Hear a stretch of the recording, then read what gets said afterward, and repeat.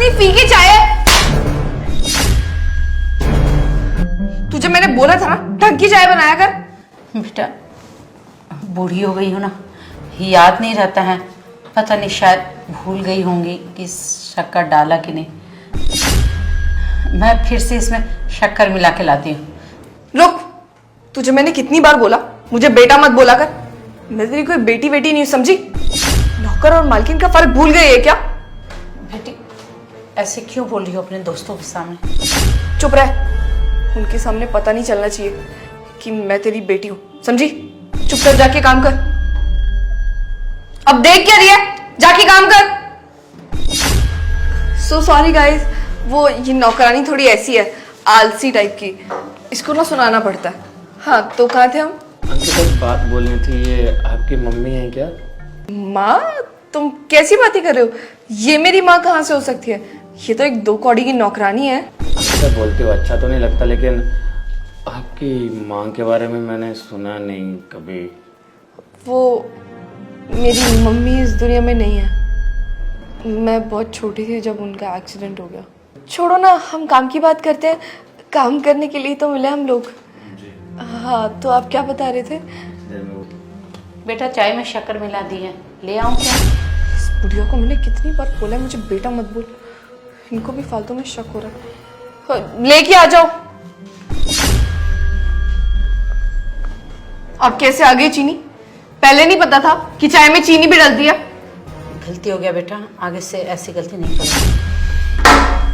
तुझे कितनी बार बोला है मुझे बेटा मत बोला कर? तुझे कितनी बार बोला मुझे बेटा मत बोला कर? समझ नहीं आती क्या एक बार में? आखिरी बार कह रही हूँ, आज के बाद तूने मुझे बेटा बोला ना तो तुझे नौकरी से निकाल दूंगी। आगे से ऐसी गलती नहीं होगी मैम साहब। और रात के खाने के लिए क्या बनाऊं? कुछ भी बना दे, जो भी पड़ा हो।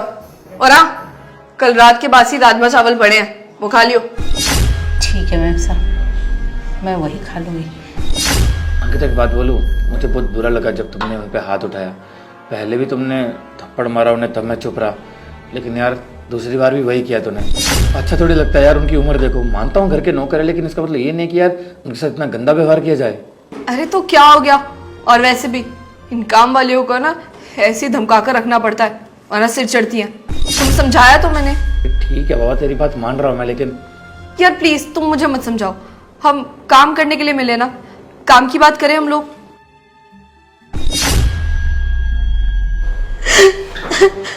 यार फिर ड्रामा शुरू कर दिया इसने। क्यों रो रही है तू? तुझे कहा था ना कोई ड्रामा मत कर। तुझे मजा आता है क्या मेरे दोस्तों के साथ ये हरकतें करने में? अंकिता कहाँ जा रही हो? काम की बात कर। अरे वो कुछ सामान ना फैला हुआ है, तो वो बता दो इसे समेटने के लिए। चलो ठीक है।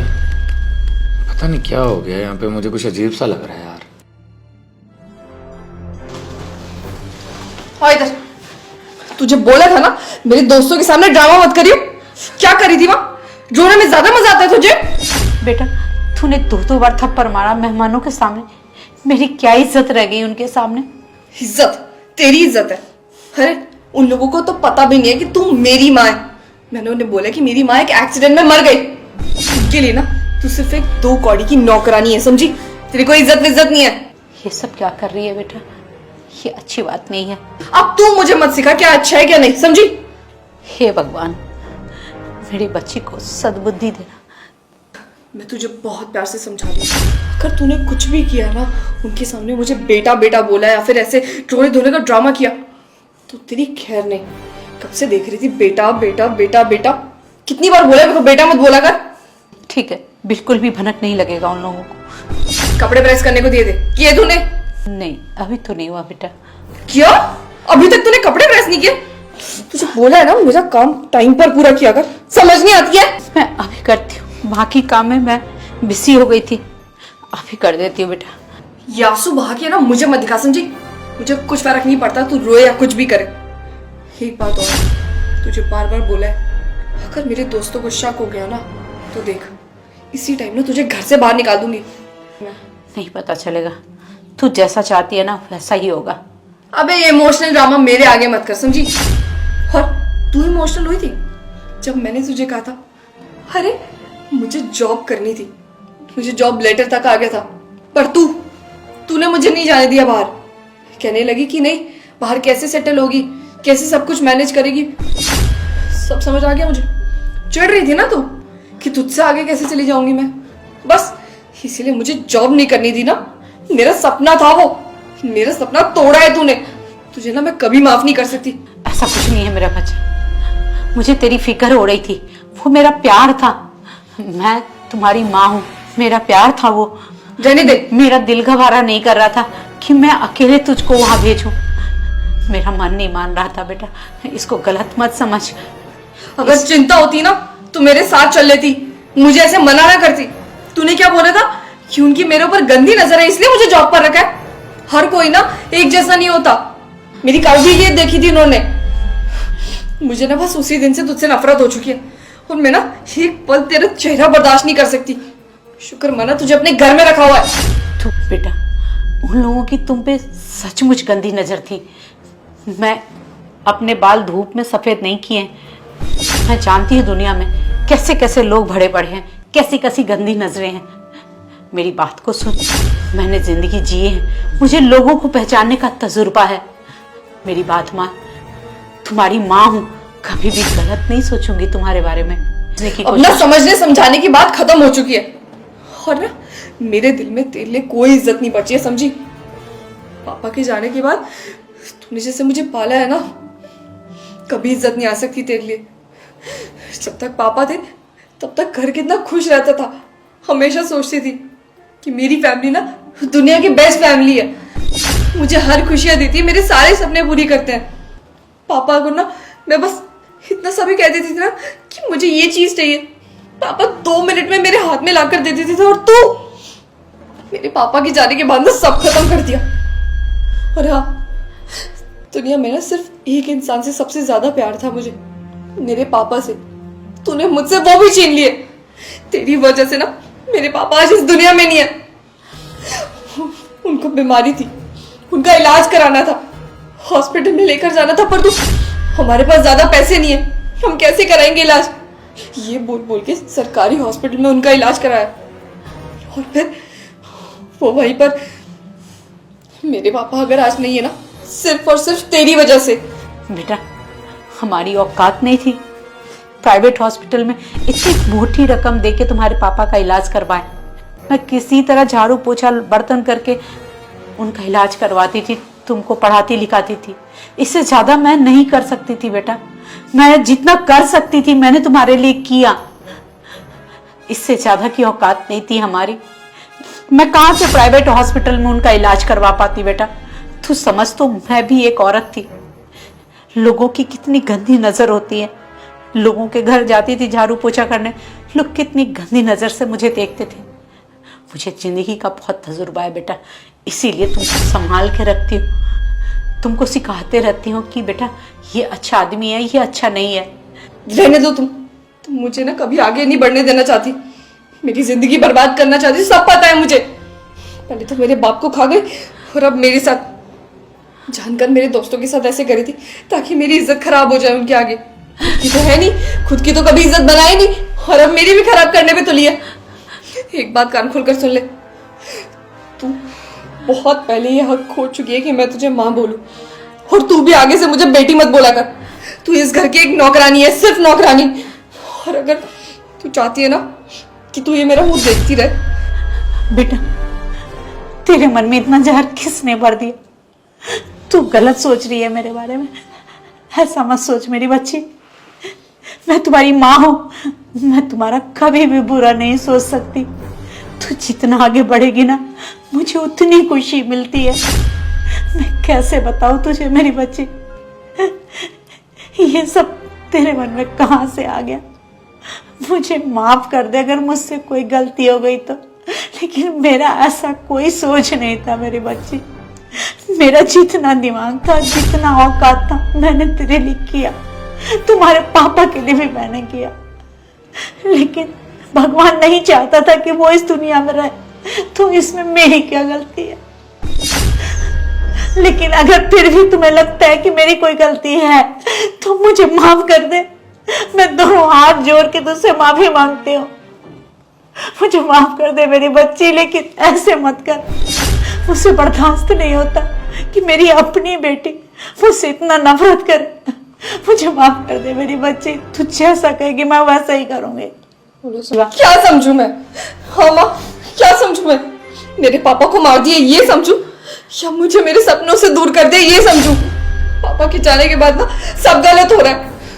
बहुत मुश्किल से मुझे एक जॉब मिली यहाँ पर ताकि मैं अपना घर चला सकूं, वरना तो मुझे लगता है कि मैं खाना खाने लायक भी नहीं रह पाती अगर तेरे भरोसे रहती तो। पर आज जब मेरे ऑफिस के लोग आए हैं, उनके सामने तुझे मेरी बड़ाई करनी चाहिए, तू क्या कर रही है? मेरी इज्जत कम कर रही है उनके सामने। और उन्हें क्या बोलूं, ये बाई मेरी माँ है। वैसे भी तेरे सारे खर्चे तो मैं ही कर रही हूँ, माँ तू है, पर खर्चे तो सारे मैं झेलती हूँ। तेरी दवाई का, तेरे खानों का, तेरे कपड़ों का, सारे खर्चे तो मेरे हैं। अगर चाहती है ना तुझे ये खर्चा मिलता रहे तो चुप रहे और जो मैं कहती हूँ वो कर, क्योंकि अगर मेरा दिमाग खराब हुआ ना तुझे इस घर से उठाकर बाहर फेंक दूंगी। फिर करती रही अपनी दवाई के खर्चे बाहर जाकर।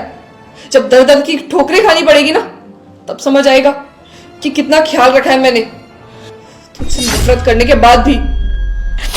तू जैसा कहेगी ना आज से मैं वैसा ही करूंगी। किसी को नहीं बोलूंगी कि मैं तुम्हारी माँ हूं। तू जिसमें खुश है ना मैं भी उसी में खुश हूँ। प्लीज चुप हो जाओ, मेरे दोस्त बाहर वेट कर रहे हैं। प्लीज उनके सामने कोई तमाशा करने की जरूरत नहीं है। बाहर जा रही हूँ मैं, तू भी काम पे लग जा। सॉरी गाइस, मैं लेट हो गया, आपको समझा रही थी। हाँ कहाँ थे हम लोग? अंकिता चाय पी ली हमने, अच्छी बनी थी। अच्छा सुनो, अंदर से चिल्लाने की आवाज आ रही थी, तुमने फिर तो नहीं मारा ना आंटी को? अरे नहीं नहीं, वो चिल्ला नहीं रही थी, मैं समझा रही थी कुछ, इसीलिए ऐसा लगा होगा। ठीक है। अबे ओ नौकरानी, दिख नहीं रहे क्या ग्लास खाली पड़े? उठाएगा कौन? तेरा बाप? अंधी है क्या, दिखता नहीं है? कब से ग्लास खाली पड़े थे?